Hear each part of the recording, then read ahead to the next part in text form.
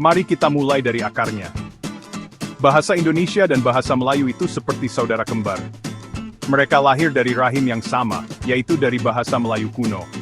Bahasa ini sudah ada sejak berabad-abad lalu. Ia menjadi bahasa perdagangan di seluruh Nusantara. Para pedagang dari berbagai pulau menggunakan bahasa Melayu untuk berkomunikasi. Mereka berlayar dari satu pelabuhan ke pelabuhan lain. Bahasa ini sederhana dan mudah dipelajari. Karena itulah, ia menyebar dengan sangat cepat. Dari Sumatera hingga ke Maluku, bahasa Melayu menjadi jembatan penghubung. Ini adalah fakta sejarah yang tidak bisa kita lupakan. Seiring berjalannya waktu, bahasa Melayu menyerap banyak kata dari berbagai bahasa lain. Ada kata-kata dari bahasa Sanskerta, Arab, Persia, hingga Tiongkok. Ini terjadi karena Nusantara adalah pusat pertemuan banyak budaya. Bayangkan sebuah pasar besar di masa lalu. Di sana, orang dari berbagai bangsa bertemu dan bertukar barang. Mereka juga bertukar kata dan istilah. Bahasa Melayu menjadi kaya karena proses ini. Ia terus berkembang, menjadi lebih kompleks dan lebih ekspresif. Akar yang sama ini menjadi pondasi kuat bagi kedua bahasa yang kita kenal hari ini, baik di Indonesia maupun di Malaysia. Bukti tertua penggunaan bahasa Melayu kuno bisa kita lihat pada prasasti-prasasti. Misalnya prasasti Kedukan Bukit di Palembang, yang berasal dari abad ke-7. Prasasti ini menjadi bukti nyata bahwa bahasa Melayu sudah menjadi bahasa resmi di Kerajaan Sriwijaya. Kerajaan maritim yang besar ini menggunakan bahasa Melayu dalam administrasi dan pengumuman penting. Kekuatan Sriwijaya membantu menyebarkan bahasa ini lebih luas lagi. Bahasa Melayu bukan hanya bahasa pasar, tetapi juga bahasa kerajaan. Ia memiliki martabat dan kedudukan yang tinggi pada masanya. Dari sinilah perjalanan kedua saudara kembar ini dimulai. Mereka berbagi DNA yang sama, yaitu bahasa Melayu klasik yang berkembang dari Melayu kuno. Bahasa ini digunakan dalam karya-karya sastra besar seperti Hikayat Hang Tuah. Namun, sejarah kemudian membawa mereka ke jalan yang berbeda. Perjalanan panjang dimulai, membentuk identitas mereka yang unik. Seperti dua pohon yang tumbuh dari satu bibit, mereka tumbuh ke arah yang sedikit berbeda. Dahan dan rantingnya mungkin tidak sama, tetapi akarnya tetap satu. Mari kita telusuri lebih jauh bagaimana perbedaan itu muncul. Perbedaan jalan kedua bahasa ini mulai terlihat jelas saat era kolonialisme tiba. Wilayah yang kita kenal sebagai Indonesia sekarang berada di bawah kekuasaan Belanda. Sementara itu, Malaysia berada di bawah pengaruh Inggris. Dua kekuatan kolonial Eropa ini membawa bahasa dan sistem mereka sendiri. Bahasa Belanda memberi banyak pengaruh pada kosakata di Hindia Belanda. Di sisi lain, bahasa Inggris memperkaya perbendaharaan kata di Malaya. Inilah titik persimpangan penting dalam sejarah. Kebijakan bahasa yang diterapkan oleh penjajah menjadi faktor utama yang membentuk perbedaan. Di Indonesia, semangat untuk merdeka melahirkan sebuah momen krusial. Pada 28 Oktober 1928, para pemuda dari seluruh Nusantara berkumpul. Mereka mengikrarkan Sumpah Pemuda. Salah satu isinya adalah menjunjung bahasa persatuan, bahasa Indonesia. Ini adalah sebuah pernyataan politik yang sangat kuat. Mereka dengan sadar memilih nama bahasa Indonesia. Nama ini menjadi simbol persatuan dan identitas bangsa yang baru. Bahasa Indonesia bukan lagi sekadar bahasa Melayu, melainkan telah menjadi alat perjuangan. Ia menjadi lambang kemerdekaan dari penjajahan dan pembeda dari identitas lain. Di Malaysia, situasinya sedikit berbeda. Setelah merdeka dari Inggris pada tahun 1957, mereka menetapkan bahasa Melayu sebagai bahasa kebangsaan. Nama yang dipilih adalah bahasa Melayu, yang kemudian sempat disebut bahasa Malaysia untuk tujuan persatuan nasional. Namun, nama bahasa Melayu tetap menjadi acuan utama. Mereka fokus pada pembakuan bahasa yang berakar kuat dari tradisi Melayu Johor Riau. Proses ini dipandu oleh lembaga seperti Dewan Bahasa dan Pustaka. Tujuannya adalah untuk memurnikan dan mengembangkan bahasa Melayu sebagai bahasa modern. Jadi, kita bisa melihat dua jalan yang sangat berbeda. Di Indonesia, bahasa menjadi alat politik untuk menyatukan ratusan suku bangsa yang berbeda. Nama Indonesia sengaja dipilih untuk menciptakan identitas baru yang lepas dari citra kesukuan. Sementara di Malaysia, bahasa menjadi simbol untuk memperkuat identitas etnis Melayu sebagai inti dari bangsa tersebut.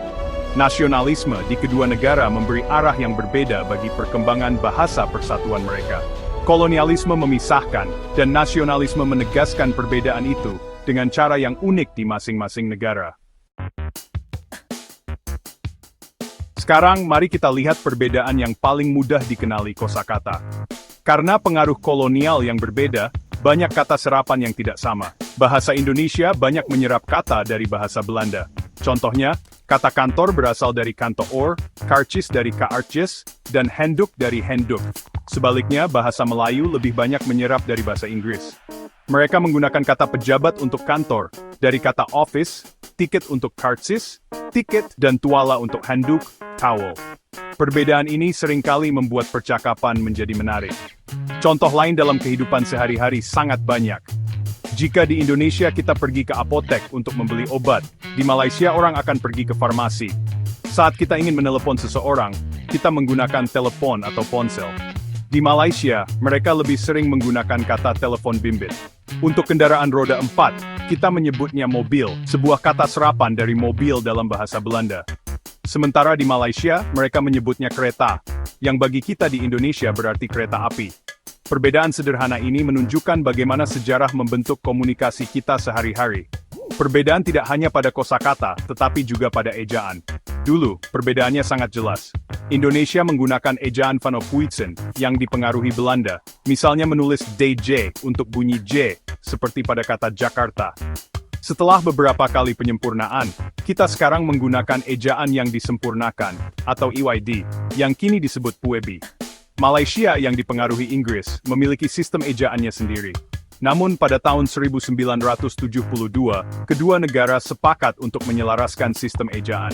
Perjanjian ini dikenal sebagai ejaan Rumi bersama. Meski begitu, beberapa perbedaan kecil tetap ada. Walaupun sudah ada upaya penyelarasan, beberapa kebiasaan ejaan masih berbeda. Misalnya, dalam bahasa Indonesia, kita menulis standar dan pusat. Di Malaysia, ejaannya cenderung mengikuti cara Inggris, menjadi standar dan pusat, meski pengucapannya sama.